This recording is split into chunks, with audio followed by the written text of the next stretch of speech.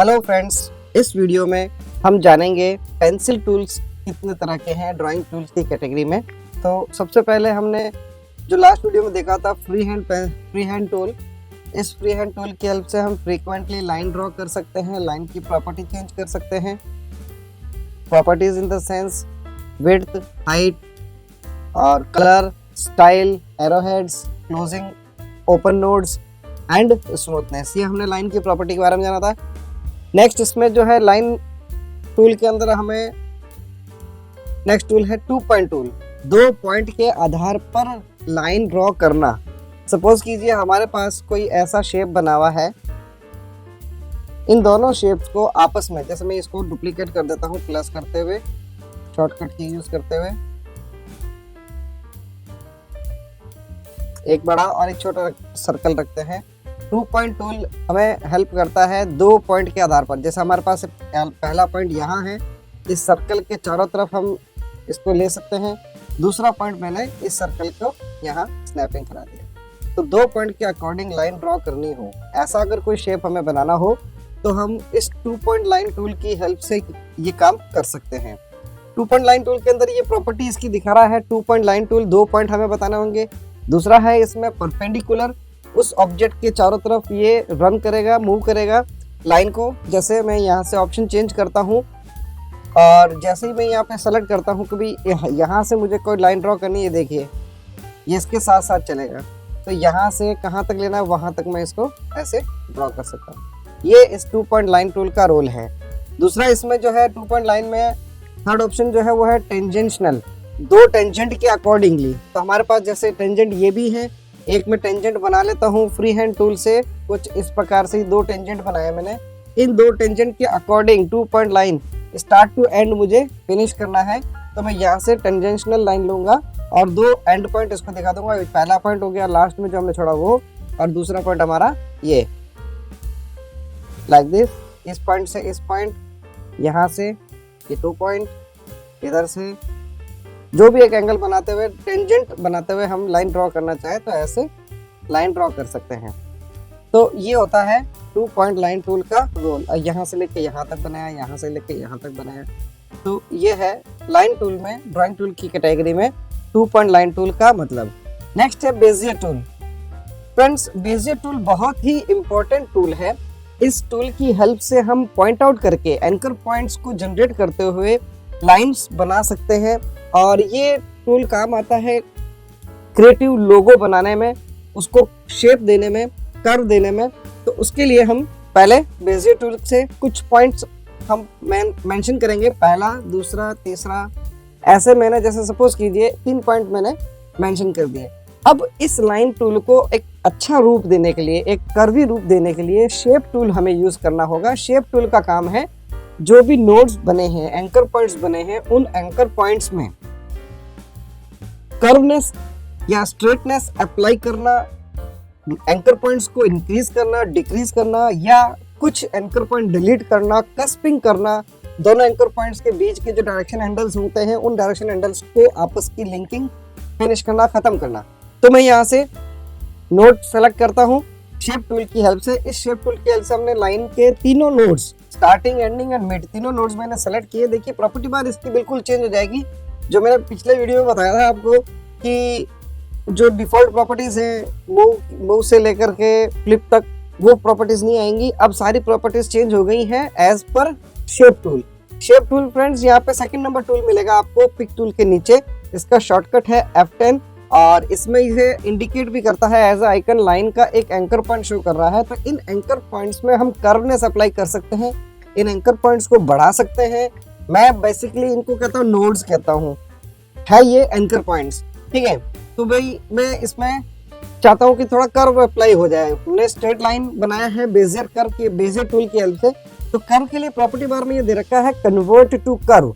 तो ये प्रेस करने पर लाइन में कर्व अप्लाई हो जाएगा, लेकिन चेंजेस कब आएंगे? जब हम इन एंकर पॉइंट्स को मूव करेंगे, या इन एंकर पॉइंट को सेलेक्ट करने के बाद में जो इसके डायरेक्शन हैंडल्स डिस्प्ले होते हैं, उन डायरेक्शन हैंडल का हम डायरेक्शन चेंज करेंगे तो कर्व अप्लाई होगा। तो देखिए मैंने तीनों नोड सेलेक्ट किए हुए हैं, तीनों एंकर पॉइंट सेलेक्ट किए हुए हैं और उनमें मैंने कर्व अप्लाई किया है। ओके, कर्व अप्लाई करने के बाद में मुझे रिलीज करना होगा इसको, ताकि मैं इंडिविजुअल एंकर पॉइंट्स पे इंडिविजुअल कर्विंग अप्लाई कर सकूं। ये मैंने रिलीज कर दिया। बाहर क्लिक कर देंगे वर्क स्पेस एरिया पे, और क्लिक करने के बाद में हम कोई भी जो भी नोड हम चेंज करना चाहते हैं उस एंकर पॉइंट को सेलेक्ट करेंगे। देखिए जैसे ही मैं सेलेक्ट करता हूँ आपकी स्क्रीन पे ये दिखाई दे रहा है दो हैंडल, एक जो मैंने एंकर पॉइंट सेलेक्ट किया वो, और दूसरा जो अपोजिट एंकर पॉइंट है उसका डायरेक्शन हैंडल। तो एक का लेफ्ट और एक का राइट डायरेक्शन हैंडल शो करेगा।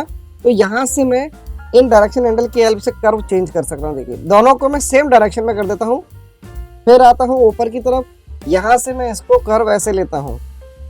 तो देखिए ये कर्व हमने बनाया है। अब इस कर्व के अंदर कोई नोड अगर एक्स्ट्रा है, नहीं चाहते हैं, तो हम इसको सेलेक्ट करके ऐसे माइनस कर सकते हैं, सेलेक्ट करके डिलीट बटन से हटा सकते हैं, या उस एंकर पॉइंट पर डबल क्लिक करके भी रिमूव किया जा सकता है। तो जितनी कर्वनेस आनी है उतनी कर्व इसमें अप्लाई हो जाएगी। अब चाहते हैं हम चेंज करना, तो इसको हम ऐसे मैनुअली ड्रैग करते हुए ऐसे डायरेक्शन हैंडल को चेंज कर देंगे। तो ये होता है इस बेजियर टूल से कोई भी शेप बनाकर उसमें कर्व अप्लाई करना शेपिंग टूल की हेल्प से। तो फ्रेंड्स हम इसके ड्राइंग टूल के साथ साथ में शेप टूल भी साथ साथ में देखते जा रहे हैं कि इससे हम क्या कर सकते हैं। अब जैसे मैंने प्रीवियस वीडियो में बताया था डुप्लीकेट करना, फिर इसको फ्लिप करना, मिरर करना, तो उन कमांड्स की हेल्प से इसको हम कैसे कर सकते हैं। प्लस करेंगे डुप्लीकेट हो जाएगा, कंट्रोल ऑल्ट के साथ में इसको राइट साइड की तरफ अपोजिट एंगल में इसको हम मिरर करेंगे। देखिए अब ये कुछ इस प्रकार से शेप बन गया। इसका हाफ पोर्शन हमने बनाया, उसको हमने डुप्लीकेट करके फुल कर दिया। ये दो अलग अलग लाइनों से बना हुआ एक हमें ऑब्जेक्ट दिखाई दे रहा है, जबकि इसमें ये दो लाइनें इंडिविजुअल लाइंस है। आगे मैं बताऊंगा आपको कि इन दोनों को लाइन को जोड़ना कैसे है, इनको वेल्ड कैसे करना है, इनके एंकर पॉइंट्स को जॉइंट कैसे करना है, वो मैं बताऊंगा। लेकिन फिलहाल बेजियर टूल से हम क्या क्या कर सकते हैं वो बता रहा हूँ कि भी स्टार्ट करेंगे, एंड करेंगे, ये लाइन चलता रहेगा। जहां पर भी आप ले जाएंगे वहां आप क्लिक करने पर ये लाइन बना देगा। आप इससे क्लोज कर्व शेप बना सकते हैं, ओपन शेप बना सकते हैं, कुछ भी कर्वी लाइन बनाना हो तो बेजियर टूल की हेल्प से आप बना सकते हो। मैंने यहाँ पे बनाया है स्ट्रेट, क्योंकि मैंने जस्ट सिंगल क्लिक किया है, स्टार्ट टू एंड मैंने सिंगल क्लिक किया है, मैंने इनको ड्रैग नहीं किया है, जस्ट क्लिकिंग। तो अब मैं चाहता हूँ कि इसका स्टार्टिंग से कर्व आ जाए, तो यहाँ से स्टार्ट किया, एंड पॉइंट पर जब हम क्लिक करते हैं उसको माउस को रिलीज नहीं करना है, ड्रैग करेंगे। ड्रैग करने पर ये एक कर्व अप्लाई होगा, इसमें बाय डिफॉल्ट एक कर्व आ जाएगा, जितना हमने ड्रैग किया उतना। अब शेपिंग टूल से हम सेलेक्ट करेंगे तो हमें दोबारा उसका वो कर्विंग ऑप्शन करने की जरूरत नहीं, क्योंकि हमने बाय डिफॉल्ट इसको ड्रैग करते हुए ही कर्व कर लिया था बनाते वक्त ही। तो अब हम इसमें क्या कर सकते हैं, इन डायरेक्शन हैंडल की हेल्प से, इसकी हैंडल की हेल्प से हम इसके कर्व का चेंज कर सकते हैं कि भाई ऐसा शेप नहीं चाहिए, कुछ इस तरह से चाहिए, ये मैं ऐसे चेंज कर सकता हूँ। तो ये देखिए मैंने ये चेंज किया, इतना मैंने ले लिया, ओके। अब इसको मैं वही स्टेप रिपीट करता हूँ, प्लस करेंगे, कंट्रोल ऑल्ट के साथ में अपोजिट डायरेक्शन से मैं इसको ऐसे मिरर कर देता हूँ। कुछ इस प्रकार से एक शेप बनेगा, प्लस करते हैं, वर्टिकली मैं मिरर करता हूँ, कुछ ऐसा एक हमारे पास बन जाएगा। अब हम बात करते हैं कि कलर फिल करते हैं। तो इसमें जब मैं कलर फिल करता हूँ, कलर फिल नहीं होगा, क्योंकि ये चार लाइनों का एक ग्रुप ऑब्जेक्ट है। हम चाहे तो इसको ग्रुप कर सकते हैं कंट्रोल जी कमांड से, बट ये आपस में नोड्स एक दूसरे के ऊपर इतना आए हुए हैं नजदीक, कैसा लग रहा है कि ये शेप है, जबकि ये शेप नहीं है। मल्टीपल सेगमेंट का एक जो है शेप दिखाई दे रहा है हमें, जबकि है ये मल्टीपल लाइंस का शेप, ठीक है। तो हम चाहते हैं कि इसमें कलर फिल हो जाए, तो इसको हमें पहले जोड़ना होगा, जोड़ने के बाद में इनको हमें ज्वाइंट करने होंगे, इनके सारे एंकर पॉइंट्स को, फिर ये एक कंप्लीट सेगमेंट बनेगा, फिल्ड सेगमेंट बनेगा, जिसमें हम कलर फिल कर सकते हैं, वो हम अभी देखेंगे। फिलहाल हमारा पास ये है कि इस बेजियर टूल का क्या रोल है। बेजियर टूल का रोल है कि आप पॉइंट आउट करके एंकर पॉइंट्स जनरेट करते हुए कोई भी एक शेप बना सकते हो। अब बात आती है लोगो बनाने की। तो कुछ लोगो जैसे बने बनाए होते हैं, हमारे पास उनकी इमेज होती है, रॉ मटेरियल में के नाम पर हमारे पास सिर्फ इमेज होती है। हम चाहते हैं कि उस इमेज को क्रिएट करना, वापस लोगो में कुछ क्रिएटेड किया हुआ होता है, उसी को वापस रिक्रिएट करना हो। रिक्रिएट क्यों किया जाता है फ्रेंड्स? रिक्रिएट इसलिए किया जाता है कि जो हमने लोगो लिया है, हमने डिजाइन में काम में लेना है, उस डिजाइन को एनलार्ज करना है, बड़ा करना है। तो स्कैन की हुई इमेज को जब हम बड़ा करते हैं तो वो पिक्सेलेट हो जाती है।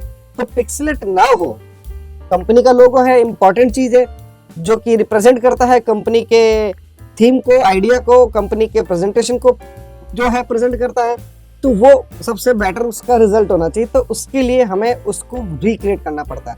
अगर वो लोगो फोटो जनरेटेड है तो हम उसमें कुछ नहीं कर सकते, स्कैन करके मैक्सिमम स्केल पर उसको डीपीआई में स्कैन करके, उसके अलावा और कुछ नहीं कर सकते। लेकिन अगर कोई क्रिएटेड वर्क है, आर्ट वर्क है, और उस आर्ट वर्क के थ्रू ही लोगो अगर बनाया गया है, तो उस लोगो को हम एज ए स्कैन करके लेते हैं, तो वो इमेज में कन्वर्ट हो जाता है और पिक्सेलेट हो जाता है बड़ा करने पर, एनलार्ज करने पर। तो हम क्या करेंगे, उसको रिक्रिएट करेंगे। तो रिक्रिएट करने के लिए हमारे पास वो इमेज होनी चाहिए। उस इमेज को हम दोबारा क्रिएट कर सकते हैं कोरल ड्रॉ की हेल्प से। कोरल ड्रॉ में बेजियर टूल, पेंसिल टूल, इनकी हेल्प से हम इनको दोबारा बना सकते हैं वो कलर वगैरह फिल करके। तो वहां ये बेजियर टूल काम आता है। तो हम उस पर भी आएंगे, अभी इसी वीडियो के अंदर हम बात करेंगे। पहले मैं इनके अंदर बता देता हूँ कि हमारे पास जो टूल है वो कौन कौन से हैं। ठीक है, तो पेन टूल का काम होता है सेम जो बेजियर टूल का काम है, लाइंस ड्रॉ करना पॉइंट करते हुए। अगर आप सेकेंड पॉइंट पे अगर आप ड्रैग करते हो तो वहीं से ये कर्व शेप आ जाएगा, और इस तरह से कर्व शेप लेते हुए ऐसा कोई स्पाइरल शेप बना सकते हो, कंटिन्यूएशन में चलता रहेगा। इस पेन टूल का काम ही यही है, एक तरह से पॉलीलाइन बनाता है। और स्ट्रेट लेना हो तो हम यहाँ से इसको बिना ड्रैग किए क्लिक करने पर ये स्ट्रेट लाइन बनाएगा। अगर हम एंड पॉइंट पर ड्रैग कर देते हैं, लेफ्ट क्लिक दबाए रखते हैं और माउस का डायरेक्शन चेंज करते हैं, तो ये एक कर्व अप्लाई करेगा इस पेन टूल की हेल्प से। तो इसका भी काम सेम ही है फ्रेंड्स, कि हम पेन टूल से बेजियर टूल की तरह ही काम कर सकते हैं, पॉइंट आउट कर सकते हैं। प्रॉपर्टी में इसकी जो दिखा रहा है वो है कि प्रीव्यू मोड जो दिखा रहा है कि भाई लाइन साथ साथ में दिखनी चाहिए। जैसे मैंने यहाँ से स्टार्ट किया, मैं नीचे तक आता हूँ तो लाइन का एक ब्लू कलर में वो बता रहा है कि भी इंडिकेट कर रहा है कि ये लाइन यहाँ से यहाँ तक ऐसे आएगी। ठीक है, अगर ये ऑफ कर दिया जाए तो आपको ये नहीं बताएगा कि भी लाइन आप जो सेकंड पॉइंट क्लिक कर रहे हो वहां तक कैसी आएगी। हमें पता है कि हमने स्ट्रेट लिया तो स्ट्रेट ही आएगी। अगर हम ऐसे ड्रैग करेंगे तब ये जो है साथ साथ में लाइन दिखाएगा। उस कंडीशन में ये वाला ऑप्शन जो है नल एंड वॉइड हो जाएगा, जो प्रीव्यू मोड है। नेक्स्ट इसमें दे रखा है कि इन बिटवीन ड्राइंग, अगर हम ड्रॉ कर रहे हैं कुछ भी पेन टूल से, तो बीच में हमें नोड्स इंक्रीज करने हैं, या जो नोड्स एक्स्ट्रा बन गए हैं उनको माइनस करना है, तो उसके लिए हम ये ऑप्शन ऑन रखेंगे। तो देखिए मैं यहाँ पे इस नोड से लेके इस नोड, यानी कि इस एंकर पॉइंट से इस एंकर पॉइंट के बीच में अगर क्लिक करता हूँ तो एक प्लस साइन आता है। It means you have added a new point. यहाँ पर एक नया पॉइंट आपने ऐड कर लिया है ताकि हम वहां से शेप चेंज कर सकें। तो इस तरह से हम मल्टीपल एजेस यानी कि नोड्स को हम ऐड कर सकते हैं। जैसे मैंने यहाँ इतने सारे मैंने नोड्स ऐड किए हैं। अब बात आती है इनको एडिट करने की, तो एडिट करने के लिए हम शेपिंग टूल यूज करेंगे, और पर्टिकुलर जो नोड हमने एंकर पॉइंट हमने जो ऐड किए हैं उनका डायरेक्शन, उनकी पोजीशनिंग चेंज करेंगे, उनमें कर्व अप्लाई करना होगा। तो प्रॉपर्टी बार में शेप टूल की हेल्प से कर्व अप्लाई करेंगे, लाइक दिस। ऐसा कर्व लिया, फिर यहाँ से मैं यहाँ तक कर्व देना चाहता हूँ तो मैं ये कर्व दूंगा। फ्रेंड्स, हम इसमें ये भी कर सकते हैं कि अगर एक एंकर पॉइंट अगर सेलेक्ट नहीं है, एक एंकर पॉइंट से दूसरा एंकर पॉइंट के बीच में अगर हमें लाइन कर्व करनी है, तो बिना एंकर पॉइंट सेलेक्ट किए हम कर्व कर सकते हैं। कैसे? हम लाइन पर एक सिंगल क्लिक कर देंगे, सिंगल क्लिक करने पर ब्लैक डॉट बनेगा। इट मींस आपका कर्सर उस पोजीशन पर लॉक हो गया है। अब यहाँ पर इस लाइन में हम कर्व अप्लाई कर सकते हैं। तो जैसे ही मैंने कर्व पे क्लिक किया, ओके, लाइन में कर्वनेस अप्लाई हो गई, दोनों तरफ इसके डायरेक्शन हैंडल्स आ गए। मैं यहीं से बीच में से इस लाइन को ड्रैग करके कर्व अप्लाई कर सकता हूँ। जैसे मैंने ये लिया हुआ है कर्व, इसको सेलेक्ट किया, लाइन को या जो डायरेक्शन हैंडल है उस डायरेक्शन हैंडल को मैं चेंज करता हूँ। ये देखिए, अब देखो यहाँ से यहाँ तक ये कर्व आ गया, क्योंकि इस लाइन में हमने यहाँ क्लिक करके कर्व दिया था। ठीक इसी तरह से मैं यहाँ पे देना चाहता हूँ। ओके, कर्व है ऑलरेडी, यहाँ पे कस्प कर देंगे। कस्प करने से क्या होगा कि एक डायरेक्शन हैंडल चेंज करते हैं तो उसके अपोजिट में उसका जो दूसरा डायरेक्शन हैंडल है, जैसे ये चेंज नहीं होगा। इसको मैं एक और अलग से एग्जांपल से समझा देता हूँ कि जैसे पेन टूल से हमने यहाँ से यहाँ तक हमने स्ट्रेट लाइन बनाई है। ओके, बीच में अगर हम कोई ऐड करते हैं, ये मैंने नोड ऐड किया है, तो ये कर्व अप्लाई नहीं होने की वजह से सीधा सीधा ही मूव होगा, ये एंकर पॉइंट सीधा ही मूव होगा। मैं चाहता हूँ कि इसमें कर्व आ जाए, तो कर्व करने के लिए मुझे क्या करना होगा, सेलेक्ट करना होगा। सेलेक्ट करने पर एक कर्व अप्लाई हो जाएगा कुछ इस तरह से।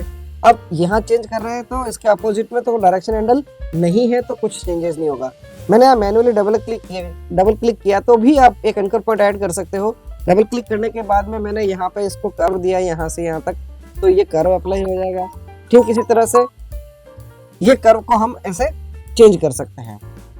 अब हमने क्या किया है कि इस एंकर और इस एंकर के बीच में कोई नोड ऐड नहीं किया है, तो मैं यहाँ पे डबल क्लिक कर देता हूँ। डबल क्लिक करने पर नोड और ऐड हो गया, लेकिन साथ ही साथ में क्या हुआ है, ये जो डायरेक्शन हैंडल में चेंज कर रहा हूँ इसका, तो इसके अपोजिट में भी ये चेंज कर रहा है। मुझे ऐसा नहीं चाहिए, मैं चाहता हूँ कि एक डायरेक्शन हैंडल अगर चेंज हो रहा है तो दूसरा हैंडल वही रहे। उसके लिए make node cusp second option जो इसमें आ रखा है, इस सेकंड ऑप्शन को हम यूज करेंगे। सेकंड ऑप्शन है मेक नोड कस्प, तो इन दोनों के बीच में कर्व की प्रॉपर्टी को खत्म कर देगा, यानी कि लिंकिंग इनकी आपस में खत्म कर देगा। एक डायरेक्शन हैंडल दूसरे डायरेक्शन हैंडल से डिफरेंट हो जाएगा, यानी कि उसकी लिंकिंग फिनिश हो जाएगी। हम आप इसको कस्टमाइज कर सकते हैं कि भाई इस कर्व को ऐसे लेना है, यहाँ के कर्व को इस तरह से चेंज करना है, और यहाँ पर अगर कोई कर्व नहीं दे रखा है तो हम कर्व अप्लाई कर देंगे लाइक दिस, और इसको मैंने यहाँ पे कुछ ऐसा शेप ले लेता हूँ। तो अब देखिए मैंने बेजियर टूल से या पेन टूल से जो भी अनइवन कोई भी एक ऑड सा शेप बनाया था उसको मैंने ये शक्ल दे दी। प्लस करके कंट्रोल ऑल्ट के साथ में अपोजिट डायरेक्शन में मैं कुछ ऐसा ऑब्जेक्ट ड्रॉ कर सकता हूँ। ये है इस पेन टूल का रोल। फिर हम आते हैं कि बी स्प्लाइन से बनेगी लाइन ही, लेकिन कर्व लाइन। जहां पर भी सेकंड पॉइंट क्लिक कर रहे हैं वहां पर एक एंकर पॉइंट ऐड हो जाएगा। अब हम इससे ऐसे फ्री हैंड और कर्व लाइन ड्रॉ कर सकते हैं लाइक दिस, और हर एक कर्व लाइन पे एक नोड अप्लाई हो रहा है। ठीक है, तो इसको अब हम एस्केप की से छोड़ देते हैं, दोबारा बनाते हैं 1 2 3 ऐसे। जहां जहां मैं क्लिक कर रहा हूँ, सपोज कीजिए ऐसा मुझे कोई स्विमिंग पूल का मुझे ऊपर से दिखाना है, तो मैंने ये शेप बनाया बी स्प्लाइन कर्व से। तो ये बी स्प्लाइन टूल का रोल है। अब इसमें शेपिंग टूल देखते हैं। जब शेपिंग टूल देखते हैं तो इसमें जहां जहां मैंने क्लिक किया था और जहां के एंकर पॉइंट से क्लिक करने पर जो कर्व आया था वो कर्व हम यहाँ से एडिट कर सकते हैं। तो भाई यहाँ से मुझे कर्व थोड़ा बढ़ाना है तो मैं ऐसे बढ़ाऊंगा, यहाँ से इसको थोड़ा और आगे लेना है तो और अंदर लेना है तो अंदर। इस तरह से इन एंकर पॉइंट्स की हेल्प से ये जो नोड जहाँ पे मैंने क्लिक किया था इससे जो कर्व है यहाँ से हम ये चेंजेस कर सकते हैं। मैं चाहता हूँ कि यहाँ से यहाँ पर जो ये कर्व आ रहा है ये स्ट्रेट हो जाए। इसमें ऑप्शन दे रखा है make node clamping control point. तो जैसे क्लैंपिंग करूंगा यहाँ से यहाँ तक ये स्ट्रेट हो जाएगा लाइक दिस। ये ठीक इसी तरह से यहाँ पर भी मैं अगर करना चाहूँ तो ये क्लैंपिंग कर सकते हैं। यहाँ से इसको मैं लेना चाहूँ यहाँ तक, ओके। इसको मैं सेंटर में यहाँ ड्रैग कर लेता हूँ कुछ इस तरह से, और यहाँ पर भी इसको मैं ऐसा कर लेता हूँ और इस पॉइंट को मैं क्लैंप कर देता हूँ लाइक दिस। ये क्लैंप है। तो बीच में अगर हमें कहीं सीधा भी करना हो तो हम इसको सीधा भी कर सकते हैं। ये है बी स्प्लाइन टूल का रोल। ठीक इसी तरह से पॉलीलाइन में क्या होता है फ्रेंड्स, कर्व लाइन बनाते बनाते हम बीच में कहीं स्ट्रेट लाइन ड्रॉ करना चाहते हैं तो भी कर सकते हैं। जैसे फ्री हैंड लाइन ड्रॉ कर रहे हैं, ऐसे मैंने लेफ्ट क्लिक ड्रैग किया हुआ है, ऐसे मैंने फ्री हैंड लाइन ड्रॉ किया, इस तरह से कोई रफ शेप मैंने बनाया और जहाँ से स्टार्ट किया वहां ले जाकर के मिला देता हूँ तो ऐसे मिल जाएगा। ये पॉलीलाइन का रोल है। पॉलीलाइन का मतलब होता है कंटिन्यूस लाइन ड्रैग करना। और साथ साथ में अब जैसे मैंने यहाँ से यहाँ तक ऐसे कर्व ले लिया है और फिर इसको मैंने यहाँ से माउस रिलीज करके कंट्रोल बटन से यहाँ से यहाँ तक सीधी लाइन बना सकता हूँ ऐसे। अब इसके परपेंडिकुलर में बनाना है तो कर्सर यहाँ ला करके इसको परपेंडिकुलर में लाके इसको फिनिश कर दूंगा। तो इन बिटवीन ड्राइंग करते हुए बीच में ही मैं इसको कर्व को स्ट्रेट लाइन में भी बना सकता हूँ। देखिए ये ऐसे मैंने कर्व बनाया, ओके। फिर मैंने माउस रिलीज किया, लाइन अभी भी चल रहा है पॉलीलाइन की वजह से क्योंकि कंटिन्यूस लाइन बनाता है ये। तो अब इसको मैं कंट्रोल से इसको स्ट्रेट भी कर सकता हूँ, यहाँ से यहाँ तक स्ट्रेट किया। अब फिर से मेरे को यहाँ फ्री हैंड करना है, ओके। फिर यहाँ से स्ट्रेट करना है, ओके। कंट्रोल बटन दबा करके लाइन को मैं रिलीज करते हुए ऐसे। अब मैं लाइन को रिलीज नहीं करता हूँ, ड्रैग करता हूँ, फिर स्ट्रेट। तो ऐसा अगर शेप बनाना हो तो हम पॉलीलाइन यूज करते हैं। Next friend 3 point curve tool. जैसा कि मैंने पिछले वीडियो में बताया था आपको कि इसमें जैसे 3 पॉइंट रेक्टेंगल दे रखा है, ठीक इसी तरह से लाइन में भी 3 पॉइंट कर्व टूल दे रखा है। तो 3 पॉइंट कर्व टूल से क्या होगा, पहले आप लाइन को ड्रैग कीजिए एंड ड्रॉ कीजिए एंड पॉइंट तक, रिलीज कीजिए माउस को, और थर्ड पॉइंट कहलाएगा इसका कर्व। जहां पर भी हम ले जा रहे हैं माउस को थर्ड पोजीशन पे तो ये हमारा कर्व कहलाएगा। तो इस तरह से मैं क्या करता हूँ कि यहाँ से यहाँ तक एक बनाता हूँ, कर्व में ये दे देता हूँ, ओके। दोबारा बनाते हैं, यहाँ से यहाँ तक लेता हूँ, ये सेंटर में इसको सीधा बना देता हूँ। चलो सेंटर पॉइंट सीधा ले लिया और इसको मैंने कुछ ऐसे थर्ड पॉइंट यहाँ तक क्लिक कर दिया। अब जब प्लस करता हूँ कंट्रोल ऑल्ट के साथ मैं अपोजिट डायरेक्शन से ऐसा करता हूँ तो क्या बन गया, एक ऐसा हार्ट शेप बन जाएगा। 2 ऑब्जेक्ट है अभी भी, लेकिन ये रिजेंबल कैसे कर रहा है, हार्ट शेप की तरह। अब मैं बात करता हूँ कि इसको हमें जोड़ना है, इन दोनों ऑब्जेक्ट को जोड़ना है। 2 या 2 से अधिक ऑब्जेक्ट को जोड़ने के लिए हम सेलेक्ट करेंगे उनको। प्रॉपर्टी बार में दिखाया जा रहा है इसमें वेल्ड ऑप्शन। ये वेल्ड ऑप्शन से क्या करता है, इन दोनों को आपस में जोड़ देगा। जोड़ने का मतलब ये नहीं है कि इसका कंप्लीटली जॉइंट हो गया, ये जॉइंट नहीं हुआ, लेकिन दो ऑब्जेक्ट आपस में जरूर जुड़ चुके हैं। देखिए सेलेक्ट करने पर पूरा एक ऑब्जेक्ट सेलेक्ट हो रहा है सिंगल लाइन पे क्लिक करने पर, पहले दो अलग अलग लाइन थी। अब इसमें कलर फिल करके देखते हैं, कलर फिल नहीं हो रहा है। क्यों नहीं हो रहा? क्योंकि इनकी जो जॉइंट्स हैं वो जॉइंट्स आपस में पूरी तरह से कनेक्ट नहीं हुए हैं। तो वो कनेक्टिविटी कहाँ से होगी? शेप टूल से होगी। शेप टूल से हम इन दोनों जो आपस में ओवरलैप कर रहे हैं दो एंकर पॉइंट्स, उन एंकर पॉइंट्स को दोनों को ऐसे विंडो बनाते हुए बाहर की तरफ से ऐसे सेलेक्ट करेंगे और इस जॉइंट टू नोड की हेल्प से, शेप टूल में जॉइंट टू नोड्स की हेल्प से इनको दोनों को आपस में, अब देखिए जैसे ही मैं सेकंड वाला करता हूँ जॉइन होते ही जो लास्ट में जो मैंने कलर फिल किया, यहाँ पे जैसे सियान कलर बता रहा है नीचे की तरफ स्टेटस बार में, ये कलर ऑटोमेटिकली डिस्प्ले हो जाएगा जॉइंट होते ही, ये देखिए। और जो डायरेक्शन हैंडल्स नहीं दिखाई दे रहे थे वो दिखाई देने लग जाएंगे। अब इन डायरेक्शन हैंडल की हेल्प से हम इसमें और अगर चेंजेस करना चाहें तो हम ऐसे चेंज कर सकते हैं। ये कुछ ऐसा, एक मैंने ऐसा हार्ट शेप बना लिया लाइक दिस। इसमें अगर शेडो का कुछ कर इफेक्ट दिखा रहा है तो फिर वही है कि मैं बेजियर टूल से एक ऐसा शेप बनाऊं यहाँ से 3 पॉइंट करते हुए, और इन तीनों पॉइंट को आपस में ज्वाइन करेंगे। ज्वाइन करने के बाद में कर्व करेंगे, एक नोड हम हटा देंगे, इसको हम थोड़ा अंदर की तरफ ऐसे ड्रैग करेंगे लाइक दिस। शेडो अगर बताना है कि शाइनिंग एज अगर दिखाना है तो हम इसको कुछ ऐसा ही शेप इसी वे में बनाएंगे शाइनिंग दिखाते हुए। आउटलाइन को राइट क्लिक करके नन कर देंगे, राइट क्लिक ये, और इसको भी मैं कलर चेंज, राइट क्लिक।